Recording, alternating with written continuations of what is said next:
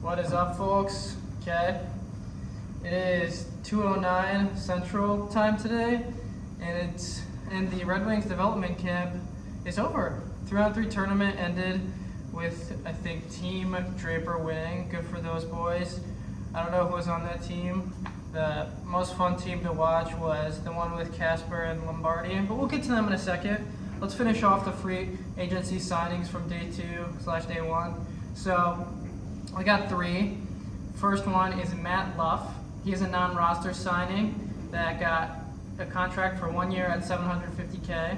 He is a right wing, 6'2", 196 pounder who shoots right. Guy's 25 years old from Oakville, Ontario. He played 23 games, 21-22 season with the Preds and got 3 goals, 3 apples for 6 points. Then he went to the AHL for 30 games, got 14 Genos, 17 apples for 31 points. So that's gonna, the Griffins are already gonna get better with some of the Swedes coming over, and it's nice to see Eiserman helping them out in any capacity. And he did it with one more player, who was another non-roster signing by the name of Austin Zarnick. I think that's how it's pronounced. 2 by 762,500. He's a center right winger who is 5'9", 174 pounds that shoots right. He's from Washington Township, Michigan, 29 years old. 21-22, he played 11 games with the Islanders and scored 2 goals and 3 assists for 5 points. And then he went down to play for the Bridgeport Islanders, where in 38 games he scored 14 goals, 23 assists for 37 points. So again, making the Griffins deeper. They were not the deepest team last year. And then the last signing, who has a roster spot, is Mark Pysyk. I don't know how you say his name. He got a 1 by 850K. He is a right-handed D, 6'1", 196 pounds from Edmonton, good old Edmonton, Alberta. He played for the Sabres last year. I didn't document how many games. My guess is it was 68. I feel like that's what it was. He got 3 goals, 9 assists for 12 points. That's pretty good. So yeah, those were the 3 additional ones on top of what we saw yesterday.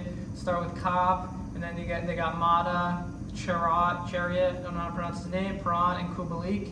So that's 5 players that are on the roster that are going to change the entire landscape of the Red Wings lineup. All right, now let's get to the one more thing I noticed in free agency is that Josh Manson, I think he's 29. I'm not sure. He's definitely younger than Chariot.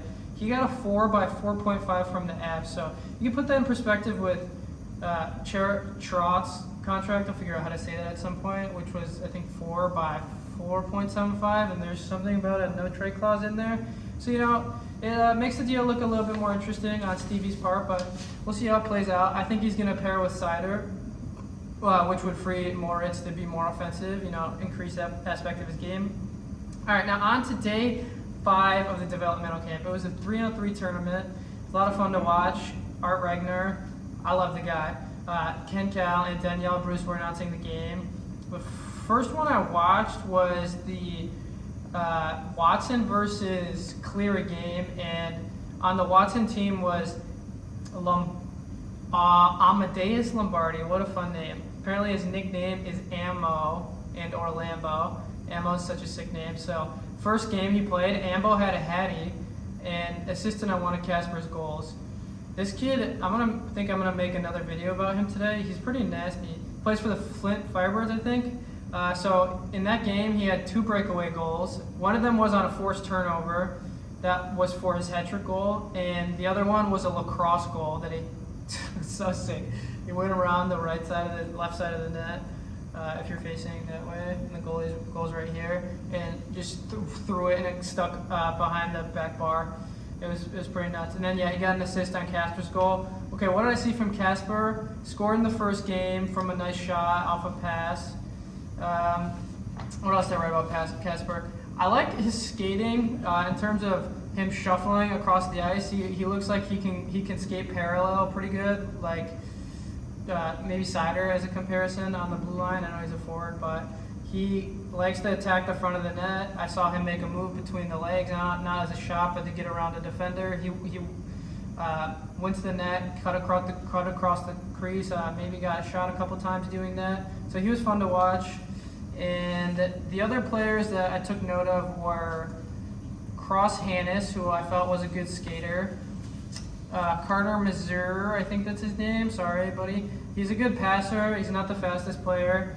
Draper's kind of high on him. Edmondson, he had gotten off the plane Wednesday from Sweden. That's what he said. And so, whatever. He apparently didn't have his stick. He had everything else, but the guy looks so big compared to all the other players. Good offensively for being tired. It looks like he's got a Michael Phelps frame. His upper body looks just completely disproportional to the length of his legs. It almost looked like his pants were falling off. I don't know why that was, but that was interesting to me.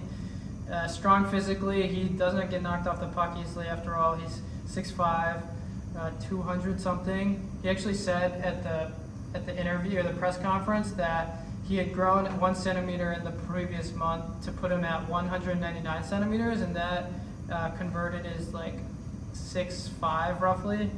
And then the last player is Maestro Simoni.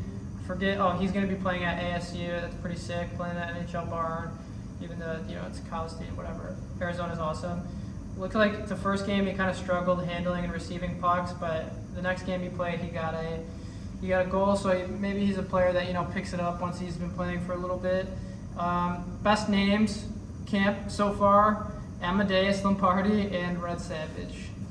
The championship game, we'll get to that. End of the 3-on-3 tournament, it was Team Watson versus Team Draper. Like I said, Team Draper ended up winning.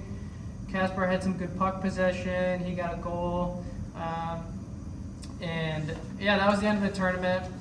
I didn't watch every single game. I watched as much as I could. Red Wings have an amazing facility. All those players are lucky to be there, and we're lucky to get to watch them play.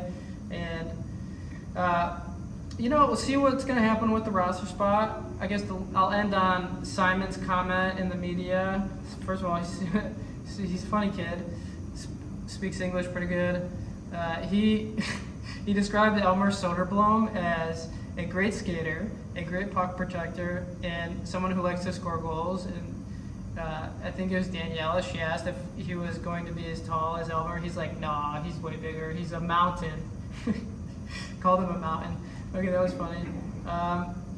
And finally, this last thing, Edmondson, they asked what he wants to focus on this offseason. He said his goal is just making the roster for the opening lineup. So if he makes the roster, it's probably going to be, which would be sick, it's going to be Chariot, top pairing with Sider, Edmondson, second pairing with, let's say, Hronik, I don't know who he's going to be next to, and then Mata, third pairing next to Lindstrom. So someone said I'm underrating him. Maybe Edmondson, if he makes it, he'll be the third pairing at least to start. So a lot to look forward to.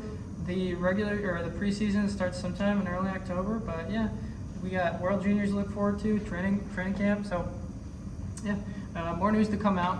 All right, peace out.